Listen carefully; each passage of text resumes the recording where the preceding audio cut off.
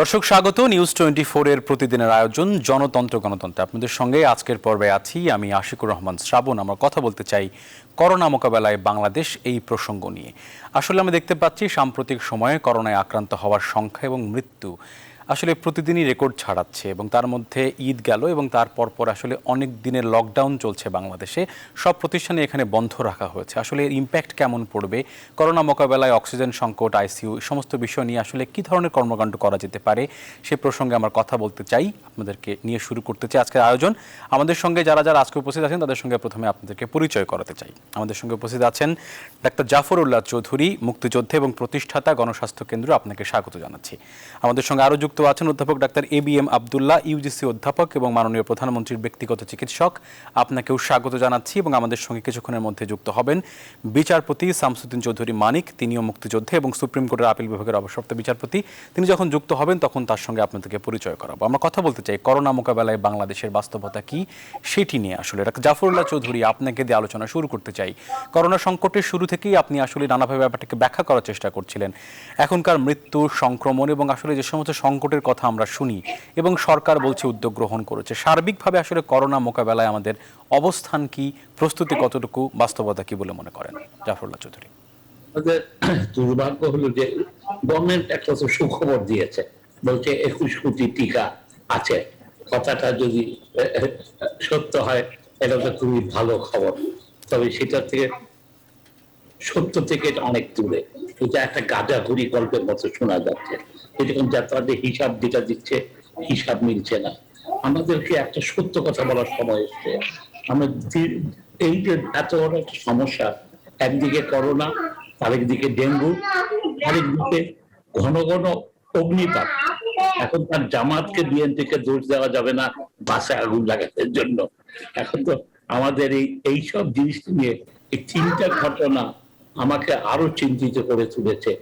যে সম্পূর্ণ corona, dengue, তারপরে ঘন ঘন এখানে সেখানে আগুন লাগা, সবকিছু মিলে তারপরে সরকারের এখনো পর্যন্ত চিন্তা ভাবনা করে তাদের সবকিছু প্রয়োজনীয় জিনিসটাকেও তারা ঠিক প্রয়োজন মোতাবেক করছে না।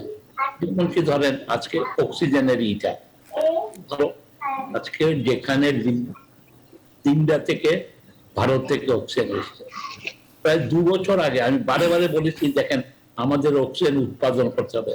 আপনাদের এখানে গত কিছুদিন আগেও আমি বলেছি ছোট আমাদের দেশটা অনেক বড় দেশ, আমাদের 64টা জেলাতে 64টা অক্সিজেন প্লান্ট থাকা দরকার হাসপাতালগুলিকে সাপ্লাই দেওয়ার জন্য। এখন সময় আছে, আমরা সবাইকে ঢাকায় আনতে পারবো না, উপজেলার দিকে নজর দেওয়া, আমাদের প্রত্যেকটাকে সেখানে যায়। তারপরে হলো কি ভ্যাকসিন দেওয়া। আপনারা যদি খেয়াল করে থাকি যতজন হাসপাতালে ভর্তি আছে তার 80%-এরই টিকা দেওয়া নাই, 80% টিকা দেওয়া নাই। এখন যেটা আসলে আমার কথা হলো যেটিকে আসলে আমি একদিন অপেক্ষা করতে রাখি না, সেটাকে দিয়ে দিতে হবে তাকে। এবং এইটাকে গ্রামগঞ্জ থেকে শুরু করে তারা যে সরকার যেটা ভালো, এটা খুবই সুখবর, খুবই আনন্দের খবর। তবে এটা সত্য থেকে অনেক দূরের ব্যাপার আছে। এই পর্যন্ত টিকা এসছে যেটা দেখি অ্যাস্ট্রাজেনেকার থেকে এসছে হলো $7 মিলিয়ন, মানে 70 লাখ। আর হলো সিনোফার্ম থেকে হলো 40 লাখ, 1,10,00,000-এর মতো। আজকে আমাদের এখানে আমার মতে ঠিক একটা টিকা অবশিষ্ট থাকতে হবে না। আমাদের টিকা এনেই গ্রামগঞ্জে আমাদের একটা সুবিধা আছে, বাংলাদেশের লোকে টিকা নিতে চায়। অধিকার 99% লোকই চাইলেই টিকা দিয়ে দেওয়ার জন্য আগ্রহী আছে। আমাদের ইউনিয়ন পর্যায়ে একটা হাসপাতাল আছে, 3টে ওয়ার্ড আছে, আমাদের কমিউনিটি ক্লিনিক আছে। এইসব জায়গাতে আমাদেরকে দ্রুতই করা দরকার, তাহলে আমাদের বিপদ আছে।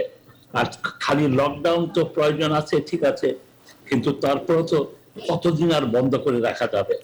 এই সব কিছু মিলে টিকাটার ব্যাপারটা আরেকটা দুঃখজনক ঘটনা আমার মতে, যে এখনো আমাদের টেস্ট এনাফ হচ্ছে না। 40,000 আমরা অতিক্রম করতে পারিনি। এটাকে আমাদের প্রতিদিন 1 লাখের উপরে না যাওয়ার কোনো কারণ আমি দেখি না। কাজটা কি আছে? আপনি নাকে ঢুকাবেন আর তার গলাতে ঢুকাবেন। একটা 1 ঘন্টা ট্রেনিং দরকার। হাত পাটা একটু ভালো করে ধুইতে হবে, যতক্ষণ তো স্মেল করতে হবে, মাস্ক পরতে হবে, তাকে করে রুগী যাবে, হা করতে হবে অথবা নাকে ঢুকে সেটাকে নিয়ে। কেন আমার 12 ঘন্টা সময় লাগবে, 4 থেকে 6 ঘন্টা মতো লাগে পিসিআর করতে। এইসব দেখাচ্ছে এটা আমাদের হাতের মধ্যে, এটা তো বাইরে থেকে টিকা আনার মতো না। যতটুকুই আছে আমার এটাকে আর অনেক বেশি ব্যবহার করার দরকার আছে, সেই জায়গাতে নাই। আমরা খালি ফিল্ড হসপিটালের কথা বলছি। আমার মতে ফিল্ড হসপিটাল ঢাকা শহরে এটার কোন রকম মানি নেই। আপনি ঢাকা শহরকে জঙ্গল বানিয়ে ফেলতে চাচ্ছেন না। যানজটে আমাদের যাই কিছু করতে হবে এখন ঢাকার বাইরে করতে হবে, এই উপজেলা থেকে শুরু করে জেলা থেকে এইসব জায়গাতে। এখানে আপনার জনবলের ট্রেনিং, আমি বারে বারে একটা কথা বলছি যে প্লিজ জনবলের ট্রেনিং দেন। 3 সপ্তাহ ট্রেনিং না দিলে আপনার ভেন্টিলেটর চালাতে পারবে না, তার ইনকিউবেশন করতে হবে। এইসব কাজগুলি যে কঠিন কাজ কিছু না। এইসব যেহেতু আজকে আমরা আইসিইউর কথা বলছি, আইসিইউর পাম্পগুলিকে লক্ষ্য রাখতে হবে। তার সিরিঞ্জ পাম্পগুলি বিভিন্ন রকম আছে। এই জিনিসগুলি আমার মতে আমরা সৌভাগ্যবান যেন আব্দুল্লাহর মতো লোক এই দেশে আছেন। তাদেরকে দায়িত্ব দিলে আমার মতে বিএসএমইউর প্রেসিডেন্ট ভাইস চ্যান্সেলর তো আমি দেখি শরফুদ্দিন উৎসাহী মানুষ মনে হচ্ছে। সবাইকে মিলে কমিটি, আগের আমাদের হেলথ মিনিস্টার ছিল যে আমাদের রুহুল হক। আর রুহুল হক বারে বারে ডিসেন্ট্রালাইজেশনের কথা বলছে। আর আমরা একটা মুক্তিযুদ্ধে দিয়ে অর্জিত আমাদের আমরা আমাদের সাহস অনেক বেশি, এই সাহসটাকে কাজে লাগাতে হবে। তারপরে আমরা কেবল অন্যের ডিপেন্ডেন্ট, এই ভারত থেকে অক্সিজেন এনে হবে না। আমাদেরকে জার্মানি থেকে 150 টন মাসে উৎপাদনের জন্য মাত্র খরচ হয় 6 কোটি টাকা, এবং এটা একদম মোস্ট মডার্ন। আর যদি চীন থেকে আনেন 4 কোটি টাকা, এবং এটা 2 মাসের মধ্যে বসিয়ে উৎপাদনে যাওয়া যাবে। আর লাস্ট কথাটাই বলতে চাই, আমাদের জনগণকে ধোঁকা দেওয়া উচিত না আমাদের। দেখেন আমরা এখনো চায়নার যে এইটা ক্লিনিক্যাল ট্রায়ালের ব্যাপারটা এখনো আমরা শুরু করতে পারিনি। তারপর এখন আমরা যেটা করবো, আমাদের উৎপাদন হবে বলছেন, উৎপাদন না, এটা হলো বটলিং। কোকা কোলা যেরকম হয় বটলে ভরি, এই যে এখন এটাও একটা স্টেপ, এটা যে না বলছি না, কিন্তু আমি বারে বারে বলার চেষ্টা করি। এমনকি আমেরিকার মতো দেশে পয়লা তারা এটাকে এই যে ট্রিপস এর আওতায় কম্পালসারি লাইসেন্সের দ্বারা পাবলিক হেলথের জন্য এটাকে বিমুক্ত করার কথা বলেছে। জাফর চৌধুরী, আপনার কাছে আমি আবারও আসবো, আপনি আমাদের সঙ্গে থাকুন। আপনি আমাদের সঙ্গে থাকুন, আপনার কাছে আমি আবারও আসবো। আমাদের সঙ্গে ইতিমধ্যে যুক্ত হয়েছেন মুক্তিযোদ্ধা বিচারপতি শামসুদ্দিন চৌধুরী মানিক, তাকে আমরা আগেই স্বাগত জানিয়েছি, তিনি নিশ্চয়ই আমাদেরকে শুনছেন। আমরা এর মধ্যে ডাক্তার এবিএম আব্দুল্লাহ আপনার কাছে আসতে চাই। অনেকগুলো প্রসঙ্গে এখানে কথা হচ্ছিল যে আসলে আমাদের অক্সিজেনের সংকট, টিকা আসবে কি আসবে না সেটা নিয়ে সংকট, এবং তার পাশাপাশি আসলে হাসপাতালে ভর্তি হচ্ছে 80% মানুষ যারা টিকায় গ্রহণ করেনি। সব মিলিয়ে আসলে করোনা মোকাবেলায় আমাদের বর্তমান পরিস্থিতি কি আপনি ব্যাখ্যা করতে চান?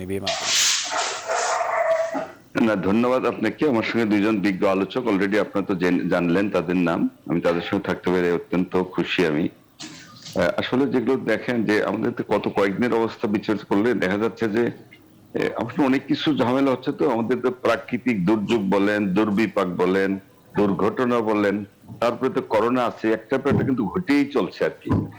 এখন এই করোনার দিকেই বলি, যেমন আগুন, অ্যাক্সিডেন্ট হচ্ছে অনেক কিছুই। করোনার দিকে তাকালে গত কয়েক সপ্তাহ দেখলে দেখবো যে 3 অঙ্কের নিচে তো নামছে না। আজকেও তো 225, কালকে একটু কম ছিল 225 বা 28, হাই ছিল 231। আমাদের কিন্তু টোটাল সংক্রমণের হার যেমন বেড়ে যাচ্ছে, টোটাল নাম্বার বেড়ে যাচ্ছে, মৃত্যুর মিছিল বেড়ে যাচ্ছে। তো অবস্থা তো একটু মানে কিছুটা আতঙ্কগ্রস্ত বটেরই, অবস্থা তো বেশ ভয়াবহ দিকে যাচ্ছে বলে মনে হচ্ছে। সবচেয়ে ডেঞ্জারাস হলো যে আগে তো খালি শহরেই ছিল, ঢাকা শহর, বড় বড় শহর, কিন্তু এখন তো আর শহর কেন্দ্রিক না, এটা তো গ্রামে গঞ্জে ব্যাপক আকারে ছড়িয়ে যাচ্ছে। বিভিন্ন সোর্স থেকে যে খবর পাচ্ছি তাতে জানতে পারছি গ্রামের লোক কিন্তু ব্যাপকভাবে আক্রান্ত হচ্ছে। এটা কিন্তু এদের সংক্রমণটা এত বেড়ে যাচ্ছে মানে চিন্তাই করা যাচ্ছে না। সবচেয়ে প্রবলেম হলো গ্রামের তো চিকিৎসার একটা সীমাবদ্ধতা আছে। সেখানে একমাত্র হয়তো উপজেলা হাসপাতাল, সেখানে তো ছোট হাসপাতাল, বেডের ক্রাইসিস, অক্সিজেনের সংকট, জনবলের সংকট, আইসিইউ তো নাই, যেখানে অনেক জেলাতে নাই, সেখানে উপজেলা লেভেলে কিভাবে আর আইসিইউ থাকবে। এবং জনগণের মধ্যে একটা বিশাল অংশ আমি আমি যতদূর বিভিন্নভাবে খবর নেই তাতে হলো অনেক রোগী কিন্তু জ্বর সর্দি কাশি এগুলো নর্মাল, এগুলো হচ্ছে, গলা ব্যথা, ঘ্রাণ প্যানেল বলে, এবং তারা পাত্তাও দেয় না। এটা আমি তাদের দোষ দিব না, কিন্তু তারা মনে করলে নর্মাল জ্বর, এই যে সিজনাল জ্বর, ইনফ্লুয়েঞ্জা জ্বর এইসব হয়েই থাকে, এগুলো পাত্তাও দেয় না, ডাক্তার কাছেও যায় না। যখন যায় তখন দেখা যায় সিরিয়াস শ্বাসকষ্ট, কাশি, বুকে ব্যথা, অক্সিজেন বল করে যাচ্ছে। আর তখন যখন যায় তখন তো হয়তো ডাক্তারও জনবলের সংকট আছে, ডাক্তারও কিছু করতে পারে না, অক্সিজেনের ক্রাইসিস আর আইসিইউ তো নাই। এতে কিন্তু দেখবেন মৃত্যুর মিছিল কিন্তু বেড়ে যাচ্ছে। সবচেয়ে ডেঞ্জার আপনি জানেন বর্তমানে আমাদের দেশে যেটা যে ভারতীয় ভ্যারিয়েন্ট যেটাকে বলে ডেল্টা, ডেল্টা প্লাস, এটা তো আরো ডেঞ্জারাস, দ্রুত সংক্রমণশীল, যে কোনো বয়সের মানুষকে আক্রান্ত করে। অনেকের শুরুতে তেমন লক্ষণ থাকে না, হঠাৎ করে শ্বাসকষ্ট, কাশি হয়, বুকে ব্যথা হয়, অক্সিজেন বল করে দেয়, এবং তাকে যদি দ্রুত আইসিইউ সাপোর্ট দেওয়া না হয়, অক্সিজেন দেওয়া না হয়, তাহলে দ্রুত মারা যাচ্ছে আর কি। এমনকি আরেকটা ভ্যারিয়েন্ট আপনি জানেন ল্যামডা একটা বেড়েছে, যদি আমাদের দেশে এখনো এটা আইসোলেটেড হয় না, কিন্তু অনেক দেশে কিন্তু ল্যামডার খবর শুনতে পাচ্ছি আমরা। এটা কিন্তু আরো ভয়াবহ। আল্লাহ না করুক যদি আবার এই ল্যামডা এটা আবার আমাদের দেশে ঢুকে যায়, তাহলে তো পরিস্থিতি আরো জটিল আকার ধারণ করতে পারে। আর বর্তমানে আরেকটা জিনিস দেখেন, গ্রামের অনেক লোকজন গ্রামের সুযোগ সুবিধা না পেয়ে যারা মোটামুটি সামর্থ্যবান, তারা কিন্তু শহরে চলে আসছে। ইভেন ঢাকা শহর চাপ কিন্তু মারাত্মক, বেড খালি না, আইসিইউ খালি না, জেনারেল বেড পায় না, কেবিন পায় না, রুগীতে ভরপুর, একজন সরকারি বলেন বেসরকারি বলেন, চাপ কিন্তু আসলে বেশি পড়ছে, রোগীর সংখ্যা বেড়ে যাচ্ছে, এবং রোগীর সংখ্যা বাড়লে মৃত্যুর মিছিল তো বাড়তেই থাকবে। আমাদের যদিও টার্গেট, আমি একটা কথা বারবার বলতে, আমাদের টার্গেট হলো প্রতিকার প্রতিরোধ যেন আরো কঠিন ভাবে নিতে হয়, রোগী যেন কম হয়, রোগের সংক্রমণ যেন কম হয়, রোগীর যেন রোগটার যেন লাগাম আমরা ধরতে পারি। এখন এটা যদি কাটতে না পারি, রোগী যদি বাড়তেই থাকে, তাহলে তো বেড বাড়িয়ে আইসিইউ বাড়িতে আমরা খোলাতে উঠতে পারবো না। ইভেন ডাক্তারও জানেন দিন রাত পরিশ্রম করছে, ডাক্তার, নার্স, স্বাস্থ্যকর্মী, তারা, ডাক্তার তো জনবল কিন্তু তত বাড়ে নাই, ডাক্তার ওই কয়জনই আছে, নার্স তো ওই কয়জনই আছে, রোগীর সংখ্যা বেড়ে যাচ্ছে সমানে, ডাবল ট্রিপল এইভাবে বেড়ে যাচ্ছে। আমি তো মনে করি আগামী কয়েকদিনের মধ্যে অবস্থা হয়তো আরেকটু ভয়াবহ হয় কিনা। সবচেয়ে ডেঞ্জারাস, আমি একটা কথা বারবার বলতাম, লকডাউন কিন্তু দীর্ঘস্থায়ী কোনো সমস্যার সমাধান করবে না। এটা লং টাইম দেওয়া যায়, শর্ট টাইম হয়তো দেওয়া যায়, কিন্তু সবচেয়ে যেটা জরুরি সেটা হলো স্বাস্থ্য বিধি মানা। জনগণের বিশাল অংশ এখনো মাস্ক পরে না, হাত ধোয়ার চর্চা নাই, শারীরিক দূরত্ব তো লকডাউনের জন্য কিন্তু মানুষ তো চলাফেরা যেভাবে করছে, গায়ের উপরে গা দিয়ে, ঘাড়ের উপরে গা দিয়ে চলাফেরা করছে, এটা তো সংক্রমণের ভয়াবহতা কিন্তু আরো বাড়িয়ে দিচ্ছে। এটা তো আমাদের জন্য অত্যন্ত, মানে কি বলবো, আতঙ্কগ্রস্ত, আমরা আতঙ্কগ্রস্ত হয়ে যাচ্ছি। একটা জনগণকে আমরা বারবার এই দিক থেকে বাঁচার দুইটা রাস্তা, একটা স্বাস্থ্যবিধি মানতে হবে এবং টিকা নিতে হবে অবশ্যই। এই দুইটা থেকে যদি আমরা নিতে পারি, তাহলে কিন্তু এই রোগের সংক্রমণকে আমরা লাগাম ধরতে পারবো, সংক্রমণ কমাইতে পারবো, বাঁচতে পারবো। কিন্তু জনগণের এখন একটা বিশাল অংশ কিন্তু ওই স্বাস্থ্যবিধি মানতেই চায় না, উদাসীন, কাম খেয়ালি যাই বলেন, এরকম জনগণের মধ্যে আমরা লক্ষ্য করছি আসলে। জি, আপনার কাছে আমি আবারও আসবো একটু পরে, আপনি আমাদের সঙ্গে থাকুন। বিচারপতি শামসুদ্দিন চৌধুরী মানিক, আপনাকে আগেই স্বাগত জানিয়েছি। আমরা আসলে যে প্রসঙ্গে কথা বলছি, অনেকগুলো সংকটের মধ্য দিয়ে আসলে আমরা যাচ্ছি। এই সংকটের মধ্য দিয়ে যাওয়ার সময় করোনা আমাদেরকে অনেকগুলো বিষয় আমাদের ইঙ্গিত করেছে, আমাদের স্বাস্থ্য ব্যবস্থার ভঙ্গুরতা এবং আমাদের স্বাস্থ্য কাঠামো দ্রুত সারিয়ে না তুলতে পারার এক ধরনের ব্যর্থতা কথা আমরা শুনি নানাভাবে আর কি। এর মধ্যে করোনা আসলে যে ভয়াবহ আকার ধারণ করছে, সামনের দিনগুলোর প্রস্তুতি কতটুকু দেখতে পাচ্ছেন আপনি? বিচারপতি শামসুদ্দিন চৌধুরী মানিক, আপনি আনমিউট করে নেবেন। ধন্যবাদ। আমি দুজন বিশেষজ্ঞের কথা শুনছিলাম, অত্যন্ত মূল্যবান কথা বলেছেন। জাফর ভাই আমার অত্যন্ত শ্রদ্ধেয় একজন ব্যক্তি, উনিও বলেছেন। এখানে আমি শুরুতেই একটি কথা না বলে পাচ্ছি না, যে আজ আমরা যতটুকু সফলতা পেয়েছি তার কৃতিত্ব কিন্তু একান্তই আমাদের মাননীয় প্রধানমন্ত্রী বঙ্গবন্ধু কন্যা শেখ হাসিনা। উনি প্রথমেই, আমি এর আগে উল্লেখ করতে চাই, এখনো কিন্তু ৭৩টি দেশে কোনো ভ্যাকসিনই পৌঁছেনি, অথচ আমাদের দেশে আমাদের এই মাননীয় প্রধানমন্ত্রীর একান্ত তার নিজের প্রচেষ্টায় উনি প্রথমেই কিন্তু ভ্যাকসিন এনেছিলেন এবং বেশ সস্তা দামে কিন্তু এনেছিলেন। যদিও দুর্ভাগ্যবশত ভারত থেকে যে অ্যাস্ট্রাজেনেকার ভ্যাকসিন যে অনেকগুলো এসেছিল, কিন্তু পরবর্তীকালে সেখানেই মারাত্মক ধরনের দুর্ভিক্ষ আকারে যখন করোনা ছড়িয়ে পড়লো, তখন তো তাদের পক্ষে আর সেটা দেওয়া সম্ভব হয়নি। সেটা সবারই দুর্ভাগ্য, ভারতের দুর্ভাগ্য, আমাদের দুর্ভাগ্য। কিন্তু তারপরেও মাননীয় প্রধানমন্ত্রী যেভাবে চেষ্টা করে গেছেন, তার ফলে কিন্তু আমরা অনেক ভ্যাকসিন এরই মধ্যে পেয়েছি। এবং আজ সরকারের যে ঘোষণাটি আমরা পেলাম, যে আগামী মাস থেকে ১ কোটি মানুষকে ভ্যাকসিন দেওয়া সম্ভব হবে বলে সরকারের প্রত্যাশা। এবং এর মধ্যে বেশ কয়েক কোটি টিকা আমাদের দেশে আসার পথে বা আসবে, আমরা নিশ্চয়তা পেয়েছি বিভিন্ন দেশ থেকে, মার্কিন যুক্তরাষ্ট্র থেকে শুরু করে জাপান, তারপরে অন্যান্য দেশ থেকে আমরা নিশ্চয়তা পেয়েছি, সেগুলো আসার পথে রয়েছে। এবং ভারতীয় প্রোডাকশনটা দ্রুত গতিতে চলছে। ভারতীয় রাষ্ট্রদূত আমাদের আশ্বাস দিয়েছেন যে খুব শীঘ্রই তাদের কাছ থেকে আমরা পাবো। সুতরাং এবং সরকার অত্যন্ত স্পষ্ট ভাষায় বলেছেন যে ভ্যাকসিনের ঘাটতি আমাদের হবে না। এগুলো সবই আশাব্যঞ্জক। But at the same time দুজন বিশেষজ্ঞ বক্তাই যে কথাটি বলেছেন তার সাথে সারা দেশের মানুষ, শুধু দেশের মানুষ না, সারা পৃথিবীর মানুষ একমত যে শুধু ভ্যাকসিন দিয়ে তো হবে না। এবং আমরা দেখতে পাচ্ছি ভ্যাকসিন দেওয়ার পরেও, আমি যুক্তরাজ্যের সাথে আমার রেগুলার যোগাযোগ, মানুষের সাথে রেগুলার যোগাযোগ রয়েছে, এখানে কিন্তু ভ্যাকসিন নেওয়ার পরেও মানুষ আক্রান্ত হচ্ছে, মানুষ মৃত্যুমুখে পতিত হয়েছে। আমাদের দেশেও কিন্তু ভ্যাকসিন নেওয়ার পরেও মানুষ আক্রান্ত হচ্ছে, এবং দু চারটা যে মৃত্যু ঘটেনি তা নয়। কিন্তু এখন সচেতনতার প্রশ্নটি অত্যন্ত গুরুত্বপূর্ণ বিষয়, এবং সেখানে আমরা বলবো, আমরা যারা কিছুটা শিক্ষিত মানুষ সমাজের, এটা কিন্তু আমাদের ব্যর্থতা। আমরা সচেতনতা প্রচার করতে ব্যর্থ হয়েছি। সেখানে জাফর ভাইকেও আমি বলবো, প্রফেসর আব্দুল্লাহ সাহেব সহ অন্য সকলেই আমরা মানুষের মধ্যে সচেতনতাটা প্রচার করতে পারিনি, বরং উল্টা সচেতনতা কিন্তু এসেছে।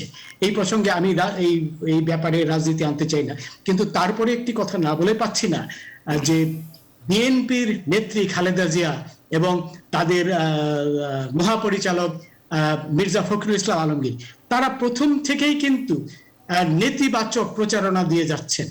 আমরা সবাই আনন্দিত হয়েছি যে অবশেষে খালেদা জিয়া তার গাড়িতে বসেই এই টিকা নিয়েছেন, এটা ভালো কথা। কিন্তু এতদিন কেন তিনি এবং তার দলের অন্যান্য লোকেরা নেতিবাচক প্রচারণা চালালো? জাফর ভাই হয়তো তার জবাব আরো ভালো দিতে পারবেন। অবশ্য জাফর ভাই সবসময় বলেন আমি বিএনপির কেউ না, নিশ্চিতভাবে, কারণ জাফর ভাই বিএনপির বিরুদ্ধে কথা বলেন, আমরা এটা দেখতে পাই। তো এখন কথা হলো, এটা তো অনেকটা নিজের থুতু নিজের খাওয়া।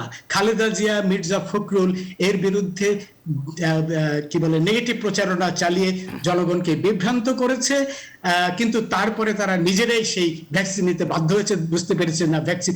এবং এখানে যে তা বলা হলো খালেদা জিয়া নাকি গৃহবন্দী হলে তিনি কিভাবে ভ্যাকসিন নিতে গেলেন এবং গাড়িতে বসে ভ্যাকসিন দিলেন। যাই হোক, কথাগুলো হলো তারা এইসব অপপ্রচার চালিয়ে জনগণকে বিভ্রান্ত করছে, এবং এখানে ধর্মান্ধতা কিন্তু কাজ করছে। একদল ধর্ম ব্যবসায়ী বলে বেড়াচ্ছে যে মুসলমানদের করোনা হবে না, যারা মসজিদে যে নামাজ পড়ে তাদের করোনা হবে না। আরে এটা তো ধর্মেরও কথা নয়। ধর্ম বলছে তুমি নিজেকে বাঁচানোর জন্য তোমার প্রচেষ্টা চালাতে হবে, এটা ধর্মেরই কথা। এবং কত ধার্মিক, কত হুজুর করোনা হয়ে মৃত্যুবরণ করেছে, এগুলা কি মানুষ দেখছে না? তারপরে ঈদের কথাটা বলি, আজকে খবরে দেখলাম যে ঈদের কারণে 5-6 গুণ বেড়ে গেছে কিন্তু এই করোনা।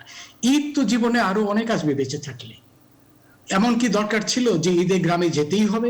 যেটা মাননীয় প্রধানমন্ত্রী বারবার বলেছেন, অন্যান্যরাও বলেছেন যে ঈদ যাত্রা যেন শেষ যাত্রা না হয়।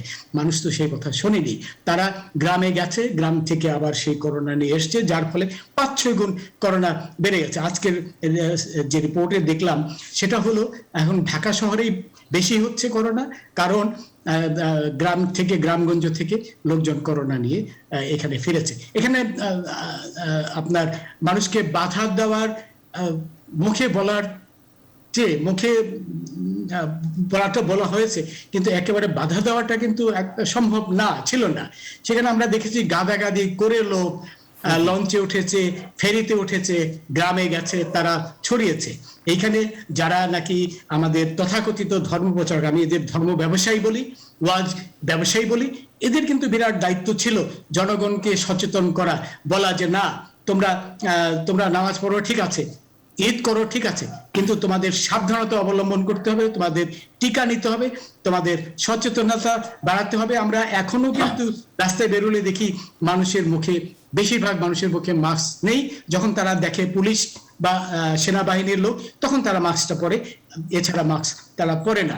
তো তারা এত, যেটা জাফর ভাই বললেন, ডক্টর আব্দুল্লাহ বললেন, যে মানুষ এত এই ব্যাপারে এতই নিরুৎসাহী, তাদের মধ্যে কোনো ভয় ভাবনা, আতঙ্ক কোনো কিছুই নেই।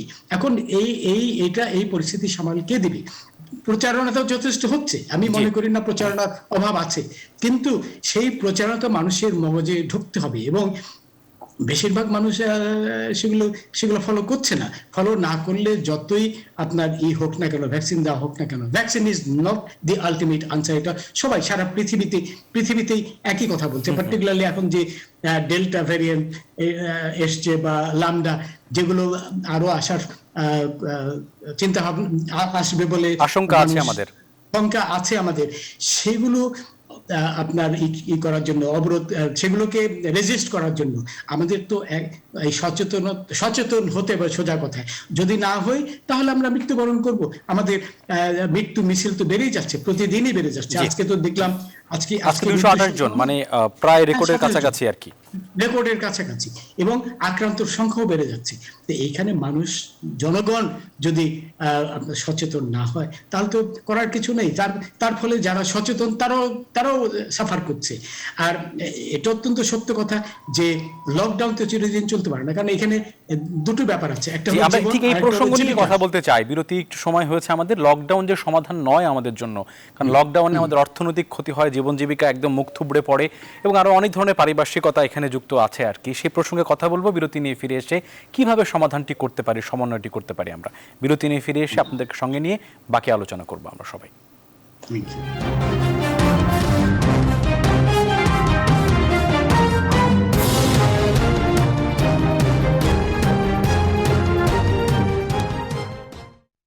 দর্শক, বিরতির পরে আবারও স্বাগত। আপনারা দেখছেন নিউজ 24 এর প্রতিদিনের আয়োজন জনতন্ত্র গণতন্ত্র। আমরা কথা বলছিলাম করোনা মোকাবেলায় বাংলাদেশ, এই প্রসঙ্গ নিয়ে। বিরতির আগে আমাদের অনেকগুলো প্রসঙ্গে কথা হয়েছে। আমরা শেষ আলোচনা করেছিলাম যে লকডাউন কোনো সমাধান নয়, এই লকডাউনের বিকল্প হিসেবে আমরা কী করতে পারি। অনেকগুলো প্রসঙ্গ এখানে প্রস্তাবিত হয়েছে। ডক্টর জাফরুল্লাহ চৌধুরী, আপনার কাছে আমি আসি। আপনার কাছে আমার দুটি বিষয়ে প্রশ্ন। সেটি হচ্ছে যে বিচারপতি শামসুদ্দিন চৌধুরী মানিক যিনি বললেন যে আসলে করোনা নিয়েও আমরা রাজনীতি করেছি, আমরা সেখানে টিকা নিয়েও এক ধরনের পলিটিক্স করেছি, পক্ষ বিপক্ষে মতামত দিয়েছে, সেই প্রসঙ্গে আপনি কিছু বলবেন কিনা?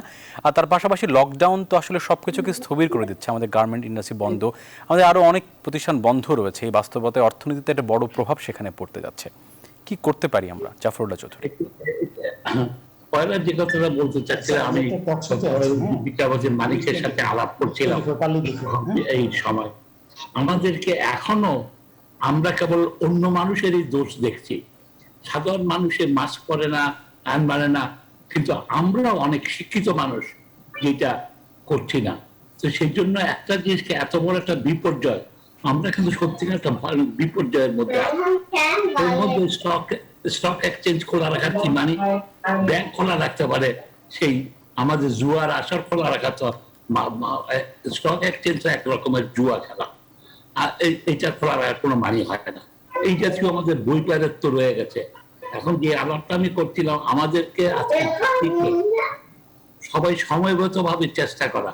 সেই জন্য বলছিলাম আজকে যদি আমাদের ওবায়দুল কাদের আর মির্জা ফখরুল আলমগীর রাস্তায় পাশাপাশি দাঁড়াতেন, আমাদের বিচারপতি মানিক এবং আমরা অনেকে যদি পাশাপাশি দাঁড়িয়ে করতাম, তাহলে হচ্ছে কি জনগণ দেখতো যে আজকে আমাদের একটা ভয়ানক ভাবে জিনিসের মধ্যে আসতে হবে। যে আলাপটা আমরা করছিলাম যুদ্ধের সময়, মানিক, শামসুদ্দিন মানিক, ওদিকে খন্দকার মোশাররফ একাত্তরে পিটাপিটি করে কিভাবে আমরা আন্দোলনটা করেছি, আমরা এইসব জিনিসগুলিকে মনে রাখার প্রয়োজন আছে। আজকে আমরা যুদ্ধে আছি, প্রধানমন্ত্রী কারেক্টলি বলেছেন আমরা একটা যুদ্ধে আছি। যুদ্ধে থাকলে ওনারও একটা দায়িত্ব আছে সবাইকে আসতে দেওয়া।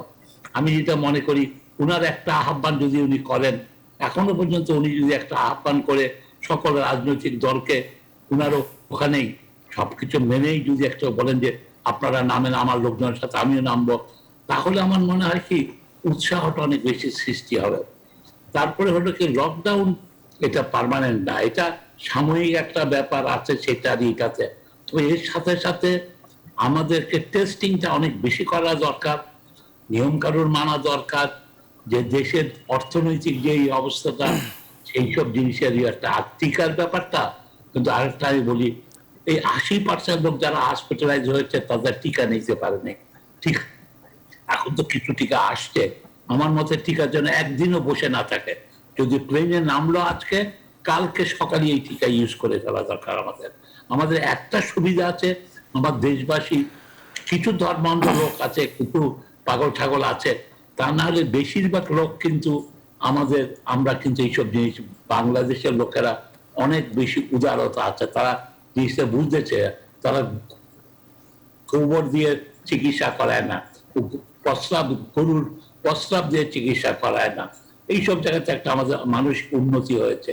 তবে আমাদের এখনো পর্যন্ত যেখানে মসজিদের ব্যাপারে পরিষ্কার ভাবে বলা দরকার, ভাই নামাজ বাড়িতে পড়ো, এখন খোদার কাছে দোয়া চাও, মাফি মাঙ্গো, এটাকে এর বিরুদ্ধে কোনো কথা বলা যাবে না, কোনো পাগলামি করা যাবে না। সেটারই আরেকটা কথা আমি বলে শেষ করতে চাই, যে এই যে ডেল্টাতে সোভিয়েত স্পুটনিক তারা খুব কার্যকর বলে প্রমাণিত হয়েছে। তো সেইটা সোভিয়েত আমি দেখলাম সরকারকে 5 লাখ দিচ্ছে, ওটা নিয়ে আসেন, যেই দিতে চাচ্ছে তাকে স্পেশালাইজ করে নিয়ে এসে ব্যবহার করে ফেলেন। আমাদের 5,000 ইউনিয়ন সেন্টার আছে, একটা ওয়ার্ড আছে, এগুলিকে আমরা একদিনেই আমরা এখানে কয়েকদিনের মধ্যে আমরা 1 কোটি লোককে টিকা দিতে পারি, যেটা অন্য দেশের ফেসিলিটি নেই। আমাদের জনগণের একটা অভ্যাস আছে হাতকে বাড়িয়ে দেওয়া, তারা গাড়িতে বসে থাকা দরকার পড়ে, তারা হাসপাতালে সেই টিকা নিতে চায়। সুতরাং এইসব থেকে তবে রাস্তায় দাঁড়াতে হবে আমাদেরকে জনসচেতনতা বাড়ানোর জন্য। তবে সেই জন্য আমি আবার রিপিট করছি একই কথাকে, ওবায়দুল কাদের, মির্জা ফখরুল আলমগীর, মুজাহিদুল সেলিম, আজকে খালিকুজ্জামান, তারা পাশাপাশি দাঁড়াতে হবে, দাঁড়িয়ে 1 ঘন্টা করে প্রতিদিন দাঁড়াতে হবে। তাহলে জনগণ বুঝতে পারবে যে আমাদের একটা গুরুত্বটা বুঝতে পারবে। সেই বিষয়টার ব্যাপারে জি, ধন্যবাদ জানাচ্ছি আপনার কাছে। আমি আবারও আসবো সময় থাকলে আমাদের হাতে। ডাক্তার এবিএম আব্দুল্লাহ, আপনার কাছে আসি। বাংলাদেশি টিকা তৈরির চেষ্টার কথা আমরা শুনছিলাম, বঙ্গোভ্যাক্সের কথা, সেটি আসলে কোন পর্যায়ে আছে? সেটি আমরা অনেক রকম তথ্য আমরা পাই, সেই সম্পর্কে আপনি কি আমাদের তথ্য দিতে পারবেন কিনা? আর দ্বিতীয় বিষয় হচ্ছে যে আমরা আসলে অনেকগুলো অশনি সংকেতের মধ্য দিয়ে আসলে সামনে যাচ্ছি, সামনে কি হতে যাচ্ছে সেটি আমাদের আসলে অনেকেরই অজানা, কিন্তু যে অভ্যাসগুলো আমাদের পরিবর্তন করা দরকার এবং যে আসলে জনমত তৈরি করা দরকার, সেটি আসলে কতটুকু করতে পারলাম আমরা? কি বলবেন আপনি জাফর? ধন্যবাদ আপনাকে। আপনার দ্বিতীয় প্রশ্নের জবাবটা আমি আগে দিচ্ছি। আসলে প্রবলেম যেগুলো হচ্ছে এটা কিন্তু শুধু আমাদের দেশের সমস্যা তা কিন্তু না, আপনার সারা পৃথিবীর কিন্তু সমস্যা। আপনি দেখবেন গতকালকেও আজকেও মিডিয়াতে আসছে, ইন্দোনেশিয়ার অবস্থা ভয়াবহ। পৃথিবীর আর 2-3টে দেশে দেখলাম, মানে এত অবস্থা, মানুষ ঘরে মারা যায়, পড়ে আছে, কেউ খবর নিতে পারছে সারা না। বৈশ্বিক সমস্যা তো, তাই না? অনেক ভয়াবহ অবস্থা। তো এটা আমি মনে করি যে আমাদের জনগণ আসলে যে বুঝে না তা না, আসলে অনেকেই বুঝে কিন্তু আসলে মানে না। এটি কিন্তু আমি মনে হয় সবাই না বুঝতে অনেকেই বুঝে, কিন্তু তারা এই মানে স্বাস্থ্যবিধি মানার ব্যাপারে আমি মনে করি যথেষ্ট উদাসীন। এখনো 20-30% লোক মাস্ক পরে। আমরা বারবার বলছি মাস্কটা কিন্তু একটা অল্টারনেটিভ টু ভ্যাকসিন, অথবা একটা ফার্স্ট ভ্যাকসিন। এটা কিন্তু ভ্যাকসিনের কাজ করবে, কিন্তু এটাও মানুষ করছে না। আসলে রোগটা তো পুরনো হয়ে গেল, 1 মাস 1 বছর, কয়েক প্রায় 1.5 বছর আমাদের এই রোগের সঙ্গে বসবাস। জি, মানুষের মধ্যে মনে করছে যা হয় হবে, আল্লাহ যা করে করবে। মনে হয় করোনা কোনদিন যাবে কিনা আমরা জানি না। আমাদের জীবনও চালাতে হবে, যার জন্য জীবিকাও লাগবে, এবং করোনার সঙ্গে বোধহয় সামঞ্জস্য রেখেই আমাদের আগামী দিনে হয়তো চলতে, এরকম ফিলিং কিন্তু অনেকের রয়েছে। দেশে পৃথিবীতে কিন্তু অনেক ভাইরাস রয়ে গেছে, B virus, C virus, HIV, অনেক রয়েছে, এগুলো নিয়ে মানুষ চলছে। ইভেন তো একবার WHO বলছে যে এই ভাইরাস হয়তো কোনদিন যাবে না, কবে যাবে তাও জানি না। আমাদের জীবন জীবিকা এর সঙ্গে সামঞ্জস্য রক্ষা করেই হয়তো চলতে হবে। তারপরেও জনগণের প্রতি আহ্বান জানাবো, আপনি কিন্তু স্বাস্থ্যবিধি অবশ্যই মানি চলবেন। আপনার খামখেয়ালি ভাব করবেন না, গাছার ভাব করবেন না, অবশ্যই মাস্ক পরবেন। 100 ভাগ লোক যেন মাস্ক পরে হাত ধোয়ার চর্চাটা চালু রাখেন। এই ভাইরাসকে কোনোভাবে মারা যাচ্ছে, অথচ মাত্র 20 সেকেন্ড যে কোনো সাবান দিয়ে হাত ধরে কিন্তু ভাইরাসটা মরে যায়। এবং শারীরিক দূরত্ব আপনার মেনটেন করবেন, এটা যদি করেন তাহলে ভালো হয়। আমি মনে করি এর জন্য জনগণকে যেমন আমাদের সচেতন করে তুলতে হবে। ডক্টর জামালুর চৌধুরী ভাই অলরেডি বলছেন, উনি তো বিভিন্ন যাদের কথা বললেন তারা হয়তো রাস্তায় দাঁড়াতে বলছেন। আর আমি মনে করি, আমি বিভিন্ন সময় বলছি, জনসম্পৃক্ততা বাড়ানোর জন্য গ্রামে গঞ্জে, মহল্লায়, পাড়ায় যে কোনোখানে আপনারা একটা কমিটি গঠন করেন, সেখানে সর্বস্তরের জনগণ থাকবে, জনপ্রতিনিধি, চেয়ারম্যান, মেম্বার, MP, ছাত্র, শিক্ষক, যুবক, জনতা, মসজিদের ইমাম এবং অন্যান্য ধর্মের যারা পুরোহিত বা ধর্মগুরু, সবাইকে সম্পৃক্ত করে তাদের মধ্যে জনগণের মধ্যে প্রচারণা বাড়াতে হবে, জনগণকে বুঝাইতে হবে। তাহলে আমার মনে হয় এদের বোধহয় সচেতনতা এবং সম্পৃক্ততা যদি একসাথে হয়, তাহলে আমি মনে করি আমাদের পদক্ষেপটা আরো বাস্তবধর্মী হবে, কার্যকরী হবে। আমরা এই করোনার লাগামকে কিন্তু ধরতে পারবো বলে আমি বিশ্বাস করি। আরেকটা কথা যেটা আপনি বললেন টিকার প্রসঙ্গে, টিকা তো আসলে এটা তো প্রাপ্যতার উপর নির্ভর করে। তো আমি মনে করি যে টিকা আমাদের আগামী দিনে হয়তো ভালো সুখবর অবশ্যই পাবো। আগামী দেখবেন যে অগাস্ট মাসের মধ্যে আরো অনেক টিকা এসেছে। গতকালকে জাপান থেকে 2 লাখের বেশি টিকা আসছে। এই মাসের শেষের দিকে আরো টিকা আসবে 30 লাখের মতো, আগামী মাসেও কিন্তু টিকা আসছে। তবে আমি একটা প্রস্তাব রাখলাম, আপনার ওই জবাবটা আমি দিচ্ছি, তার চেয়েও আমি একটা প্রস্তাব রাখি, মানে প্রধানমন্ত্রীর ব্যাপারে সচেতন, উনার কিন্তু দূরদর্শিতাই বা ওনার বাস্তব ধর্মী পদক্ষেপে কিন্তু আমরা টিকা পাচ্ছি। এখনো পৃথিবীর অনেক দেশ টিকার মুখ দেখে নাই, কবে পাবে তাও জানা, আমরা কিন্তু পাচ্ছি। এবং টিকা কার্যক্রম কিন্তু সুন্দরভাবে চলছিল। একটু মাঝখানে হয়তো ইন্ডিয়ার ওই ওদের বাস্তবতার কারণে আমাদেরকে বন্ধ করতে, তারপরে আমরা এখন আবার আমরা ঘুরে দাঁড়াচ্ছি, টিকা আমরা পেয়ে যাব। আমি মনে করি যে আমাদের দেশে কি টিকা তৈরি করা দরকার, টিকা তৈরির বাস্তব পদক্ষেপ দেওয়া দরকার। কারণ আমরা অন্যের উপরে আর ভরসা করে বা ডিপেন্ডেন্ট হয়ে থাকতে চাই না। আমরা তৈরি করব, এবং আমাদের সে সক্ষমতা আছে, আমাদের কিন্তু ওই অবকাঠামো আছে, জনবলও আছে, শুধু কিছু টেকনোলজি বা হয়তো র মেটেরিয়াল লাগবে। আমি মনে করি এখন থেকে পদক্ষেপ সেখান থেকে কিন্তু এই ব্যাপারে যথেষ্ট সচেতন। আমার সঙ্গে কিছু কথাও হয়ে গেছে, উনি কিন্তু তৈরি করতে চাচ্ছেন। আমি মনে করি তৈরি করে আমাদের প্রয়োজন মিটে, প্রয়োজনে আমরাই বিদেশে রপ্তানি করবো। গরিব দেশ যারা পারে না, তৃতীয় বিশ্বের বা উন্নয়ন তাদেরকে কিন্তু আমরাই সাহায্য সহযোগিতা করতে পারবো। সুতরাং আমি মনে করি এখনই পদক্ষেপ নেওয়া দরকার। ভবিষ্যতে কিছুদিনের মধ্যে দেখবেন আরেকটা টিকা, আমি অন্য এখনই আমি বলতে চাচ্ছি যে দেখবেন আরো ভালো একটা টিকা কিন্তু ভবিষ্যতে আমাদের দেশে আসবে, সেটার জন্য আমি পদক্ষেপ নিতে যাচ্ছি। আর যেটা বললেন যে বঙ্গভ্যাক্স, এটা একটু টেকনিক্যাল প্রবলেম হয়ে গেছে। তো বিএমআরসিতে ওদের যে অনুমোদন লাগে বা অ্যাপ্রুভাল লাগে, তারা মাত্র কয়েকটা ইঁদুরের উপরে কিন্তু ট্রায়াল করছে। আসলে প্রাইমেটের উপরে ট্রায়াল দরকার, বাঁদর বলেন বা শিম্পাঞ্জি, এই ট্রায়াল তাদের কিন্তু বলা হচ্ছে তোমরা এই ট্রায়ালটা দিয়ে নাও। আমাদের দেশে এই ল্যাবরেটরি এই ট্রায়াল কিন্তু করা যায় না, বাইরে থেকে করতে হয়। ওরা কিন্তু এটা করে নাই বলেই সরাসরি মানুষের মধ্যে প্রয়োগ করা একটু ঝুঁকিপূর্ণ, সেজন্যই তাদেরকে বলা হচ্ছে তারা প্রাইমেট ট্রায়ালটা দিয়ে আসুক, তারপরে কিন্তু আমি যতদূর জানি তারপরে কিন্তু বিএমআরসি তাদেরকে কিন্তু অনুমোদন দিয়ে দিবে। কিন্তু ওই ট্রায়াল তার বানরের উপরেও করে নাই বা শিম্পাঞ্জি কোনো কিছু করে নাই, সেই জন্যই দেওয়া যাচ্ছে না। কারণ বঙ্গব্যাংক যদি পারে ভালো, আমাদের দেশে টিকা তৈরি করতে চাচ্ছে তো ভালো, এনকারেজ করা উচিত। তারা যদি করতে পারে কার্যকরী টিকা, তো আমাদের জন্যই ভালো, সারা পৃথিবীর মানুষের জন্যই ভালো। আমি মনে করি তাদের ওই একটা জিনিসের জন্য কিন্তু ট্যাগের পারমিশন কিন্তু এখন দেয় নাই।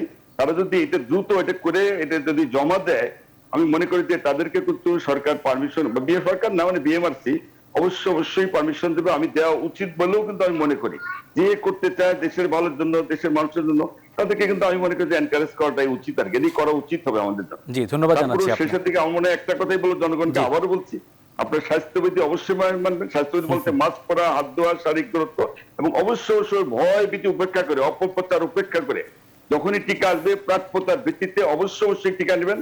এবং সরকারের কাছে বা প্রশাসনের কাছে আমার একটা দাবি হলো, এইভাবে টিকা না দেয়, আমি মনে করি গ্রামে গঞ্জে সব জায়গায় যে আমাদের টিকা কার্যক্রম, যদি এই ধরনের আমাদের সুনাম আছে, সবার মাঝে যাতে টিকা পায়, সবার জন্য টিকা পায়, আমরা গ্রামে গ্রামে গিয়ে টিকা যাতে দেওয়া যায়, এরকম একটা ব্যবস্থা নিতে পারলে মনে হয় জনগণকে আমরা দ্রুত টিকার আওতায় আনতে পারবো। আমাদের দেশের জন্য এটা ভালো হবে, মানুষের জন্য কিন্তু ভালো হবে।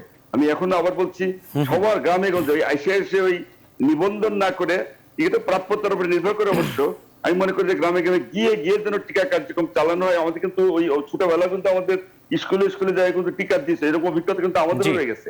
আমি মনে করি এটা থেকে এখন থেকে যদি আমাদের একটা পদক্ষেপ নেওয়া যায়, আমি মনে করি আগামীতে আমরা করোনার সংক্রমণকে, এটা লাগামকে আমরা ধরতে পারবো বলে আমার মনে হয়। জি, ধন্যবাদ জানাচ্ছি আপনাকে। আপনি থাকুন আমাদের সঙ্গে। বিচারপতি শামসুদ্দিন চৌধুরী মানিক, আপনি বলছিলেন আগে যে লকডাউন কোনো সমাধান নয়, আসলে এর মধ্যে আসলে জীবন এবং জীবিকার সমন্বয়টিও করতে হবে, এবং তার পাশাপাশি ডাক্তার জাফরুল্লাহ চৌধুরী অনেকগুলো প্রসঙ্গ এনেছেন। আপনি কিভাবে শুরু করবেন? দেখুন, শুধু বাংলাদেশে নয়, সারা পৃথিবীতে আমরা ইউরোপেও দেখতে পাচ্ছি যে লকডাউনের বিরুদ্ধে আপনার হয়েছে, ডেমনস্ট্রেশন হয়েছে। কারণ এটা স্বাভাবিক, কারণ একদিকে জীবন আর একদিকে জীবিকার কথাও কিন্তু চিন্তা করতে হবে, তাই না? লকডাউন যদি দীর্ঘস্থায়ী হয় তাহলে তো অর্থনীতি একেবারে মারাত্মকভাবে অর্থনীতির অবনতি ঘটবে, মানুষ না খেয়ে মারা যাবে। এখনো যারা দিন আনে দিন খায় মানুষ, এমন বহু লোকের অবস্থা কিন্তু অত্যন্ত শোচনীয়।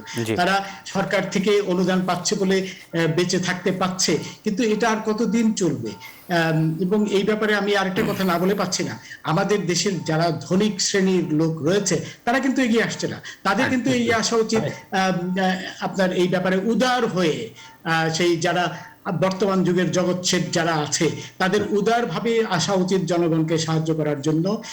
বিশেষ করে আপনার ধরেন এখন এই গার্মেন্টসের কারখানার যারা কাজ করছে, দিন আনে দিন খাওয়া মানুষ বা দিন মজুর, তারা তারা তারা কতদিন চলতে পারবে এই লকডাউন? সুতরাং lockdown is no solution at all. এই লকডাউন, এবং এখানে যে কথাটি জাফর ভাই বলেছেন, প্রফেসর আব্দুল্লাহ সাহেবও বলেছেন একই কথা, যে জনগণকে সচেতন করার ব্যাপারটা, আমি দুজনের সাথেই আমি সম্পূর্ণ একমত যে সমস্ত ভেদাভেদ ভুলে, এবং প্রফেসর আব্দুল্লাহ যেটা বলেছেন, প্রত্যেক এলাকায় এলাকায় কমিটি গঠন করে, যেখানে লোকাল ইলেক্টেড রিপ্রেজেন্টেটিভ থাকবে, ধর্মীয় লোকজন থাকবে, সব ধর্মের, হিন্দু, মুসলমান, বৌদ্ধ, খ্রিস্টান, থেকে জনগণকে লেকচার দেওয়া। এবং এইখানে আমাদের মধ্যে যে ধর্মান্ধতা রয়েছে, আমি আবার রিপিট করছি, দেখুন ইসলাম ধর্মের জন্মভূমি সৌদি আরব, সেখানেও কিন্তু কাবা শরীফকে বন্ধ করে দেওয়া হয়েছে এই ইমার্জেন্সির কারণে। এটা একটা ইমার্জেন্সি, একটা যুদ্ধ, একটা বিশ্বযুদ্ধের মতনই যুদ্ধ।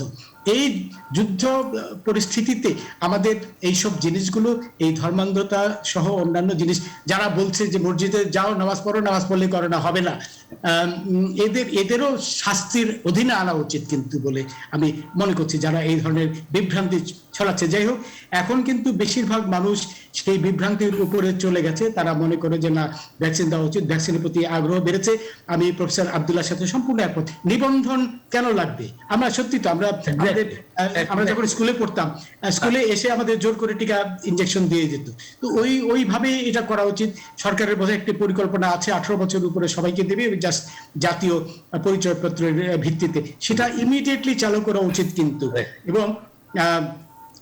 এবং ঔদাসীন্য কাটানো, এখন জাফর ভাইয়ের মতো লোক, প্রফেসর আব্দুল্লাহর মতো লোক যারা বিশেষজ্ঞ, তারা যদি রাস্তায় দাঁড়িয়ে মানুষকে মাইক দিয়ে বলে যে ভাই আপনারা স্বাস্থ্য সচেতন হন, মাস্ক ব্যবহার করুন, স্বাস্থ্যবিধি মেনে চলুন, আমার মনে হয় কিছু রিয়াকশন তো নিশ্চয়ই হবে। যারা লঞ্চ ঘাটে, ফেরি ঘাটে যে গাদাগাদি করে আপনার বাড়ি যাচ্ছে এবং ফিরে আসছে, হ্যাঁ ছাড়ছে, এবং এখানে আপনার বিশেষ করে ঈদের সময় সরকারের পক্ষে এটা সম্ভব ছিল না, তাহলে বলতে ও ধর্মের ব্যাপারে সরকার আমাদের নিষেধ করছে। এবং মসজিদের ব্যাপারে জাফর ভাই যেটা বলেছেন, আমি ধর্ম বিশেষজ্ঞ নই, কিন্তু কেন মসজিদে যেতে হবে? বাসায় বসে উদ্দেশ্যটা সুস্থতাকে, সৃষ্টিকর্তার উপাসনা, সেটা তো বাড়িতে বসেও করা যায়, কেন আমাদের মসজিদে যেতে হবে? আর যারা এই ব্যাপারে প্রচার করছে, আমার মনে হয় তাদেরকে ধরে এনে তাদের বিরুদ্ধে আইন প্রয়োগ করা উচিত। মানুষকে বিভ্রান্ত করছে, মানুষকে আপনার মৃত্যুর দিকে ঠেলে দিচ্ছে। যেটা অধ্যাপক আব্দুল্লাহ সাহেব বলেছেন যে মানুষের উদাসীনতা আল্লাহ যা করে করবে, সেই উদাসীনতার উপরে তো আমরা আমাদের জীবনকে ছেড়ে দিতে পারি না, এবং ধর্ম কিন্তু তা বলছে না। একটি কথা যেটা সবাই বলেছেন, যে আমাদের কিন্তু এখন স্থানীয়ভাবে ভ্যাকসিন তৈরি করার সময় এসছে। এই ব্যাপারে আমি একটি কথা বলি, যে সেই ভারতের মানে ব্রিটিশ ভারতের সময় কংগ্রেস নেতা গোপাল কৃষ্ণ গোখলে বলেছিলেন যে what Bengal thinks today, rest of India thinks tomorrow, and what India thinks today, rest of the world thinks tomorrow. আমাদের এখানে যে মেধা, বাঙালিদের যে মেধা, এটা তো বিশ্ব স্বীকৃত মেধা। তো এইখানে, এবং সেখানে জাফর ভাইয়ের এখানে এক বিজনশীল নামে একজন ডাক্তার নামই উল্লেখ করলাম, আরো অনেকেই আছেন যারা অত্যন্ত জ্ঞানী গুণী। সেই গোখলের কথা মতো যে বাঙালিদের বুদ্ধি সারা বিশ্ব স্বীকৃত। সুতরাং পৃথিবীর অন্যান্য দেশে যদি ভ্যাকসিন তৈরি হয়, বাঙালিরা কেন পারবে না? এবং এই ব্যাপারে প্রফেসর আব্দুল্লাহ যেটি বলেছেন, যে এই যে আপনার আপনার আমাদের বিভ্রান্তগুলো টেস্টিং এর ব্যাপারে, যেটি আপনার ম্যামেলদের আগে করা উচিত, সেটা না করে ইঁদুর, বিড়ালের উপর বা গিনিপিগদের উপর করা হয়েছে। এইসব ভুলভ্রান্তির ঊর্ধ্বে আমাদের যেতে হবে। আমাদের রেড টেপিজম বা আমলাতান্ত্রিক জটিলতা, সেগুলোর উপরে উঠতে হবে, কারণ এখন একটি ইমার্জেন্সি সময়, একটি যুদ্ধ, একটি মহাযুদ্ধ, বিশ্বব্যাপী যুদ্ধ। এই যুদ্ধকে আমাদের হ্যান্ডেল করতে হবে ওই যুদ্ধের পরিস্থিতিতেই। এবং এখানে আরেকটি কথা বলতে হয়, আমি বেশ কয়েকটি ওয়াজ শুনেছি, তারা মানুষকে বলছে না টিকা নেবা না, এটা অনইসলামিক, তোমরা এমনি বেঁচে যাবে, মুসলমানের করোনা হয় না। এইগুলো যারা করে তাদের ধরে এনে তাদের একেবারে কি বলে সবাইকে বিচারের আওতায় আনা উচিত বলে মনে করছে। তারা গণশত্রু, এইসব গণশত্রুদের আপনার অবশ্যই ওইভাবে। ধন্যবাদ জানাচ্ছি আপনাকে ধন্যবাদ জানাচ্ছি। আমরা একেবারে শেষ পর্যায়ে আছি, আমরা 1 মিনিট করে সময় পাবো, আমরা সবাইকে একটু সুযোগ দিতে চাই। ডাক্তার জাফরুল্লাহ চৌধুরী, আপনি একটু বলবেন কিনা আসলে দেশে টিকা তৈরির সক্ষমতা প্রসঙ্গে? আমি বলি যেটা কথা হলো যে আসলে আমাদের বিচারপতি শামসুদ্দিন সাহেব যে সঠিক কথা বলতে, ওয়াইজের নামে তারা আনওয়াইজ কাজ করে বেড়াচ্ছে কিছু মৌলিক বিষয়। তারা ওয়াইজ হলো কি জনগণকে সচেতনতা করা, এই জন্য আমাদের ধর্ম মন্ত্রণালয়ের একটা দায়িত্ব আছে। তাদেরকে বলা দরকার যে খোদবাটা এটাকে খোদাই দেখেন, যখন প্লেগ হয়েছিল রসুলের আমলে, ওখানেও কিন্তু একটা নির্দেশনা আছে, বাড়িতে থাকতে হবে, তুমি টাকা ছাড়া পালিবে না, ইত্যাদি ইত্যাদি। আজকে তো পৃথিবীর অনেক বেশি, এই জন্য এই জাতীয় ভ্রান্ত ধারণা যারা প্রচার করে তাদেরকে আমাদের অবশ্যই রহিত করতে হবে। তাদেরকে মসজিদের ইমামতি। আর দেশে টিকা তৈরির বিষয়টা জাফরুল্লাহ চৌধুরী আপনি একটু। এটা একটা গুরুত্বপূর্ণ কথা বলেছেন। আমাদের টিকা, আপনাদেরকে আমি সবার জ্ঞাতার্থে বলছি, টিকা উৎপাদন করতে খরচ হবে $1 মতো। তার মানে আমরা যদি $500 বিলিয়ন ইনভেস্ট করি, তার ফাইন্যান্সিয়াল এক্সপেন্স সহ আমরা ট্রিপসের আওতায় আমরা টেকনোলজি পেতে পারি।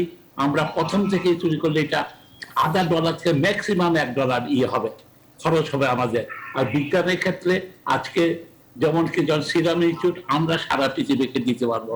আমি গত 1.5 বছর যাবত একই কথা বলে আসছি, সরকার যদি আমাদের এই কেসটাকে একটু ইচ্ছা নেন, এই জায়গাটাতে একটা অনেক বেশি গুরুত্ব বহন করবে। আর তারপরে যেটা কথা হচ্ছে, স্কুল কলেজ এখন এই 5 তারিখের পরে খুলে দিতে হবে।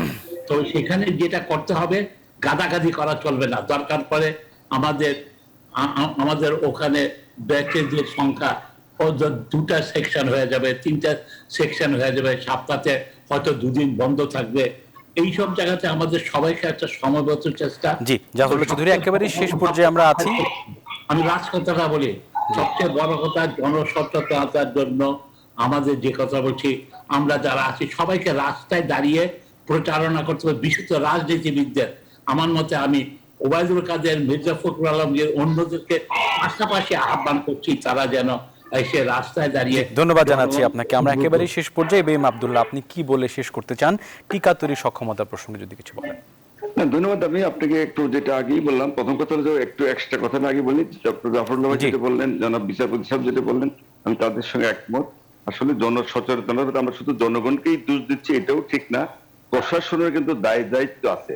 জনগণ যারা স্বাস্থ্যবিধি মানে না, মাস্ক পরে না, তাদের যাতে মানাতে বাধ্য করা হয়, এর জন্য কিন্তু কার্যকরী পদক্ষেপ নেওয়া হচ্ছে। তাদেরকে কষ্ট দেওয়ার উদ্দেশ্য না, তাদেরকে সচেতন করার লোকে প্রশাসনকেও কিন্তু আগাইতে হবে। আমি মনে করি জনগণ, প্রশাসন এবং জনসম্পৃক্ততা বাড়িয়ে সমন্বয়ের মাধ্যমে যদি আমরা কাজ করি, তাহলে আমরা মনে করি যে এই করোনার লাগাম আমরা ধরতে পারবোই। কারণ ধরতেই হবে আমাদের ভবিষ্যতের জন্য, আমাদের দেশকে বাঁচানোর জন্য, দেশের মানুষকে বাঁচানোর জন্য। আমাদের এছাড়া তো কোনো গত্যন্তর নেই। আর টিকা যেটা বললাম আমি, টিকা আমরা বোধহয় আগামী কিছুদিনের মধ্যে আরো সুখবর পাবো। জনগণকে আবার বলবো, আপনারা অবশ্যই টিকা নেবে এবং সব মানুষের বয়স কমে আনছে, সবাই যেন টিকা পায়।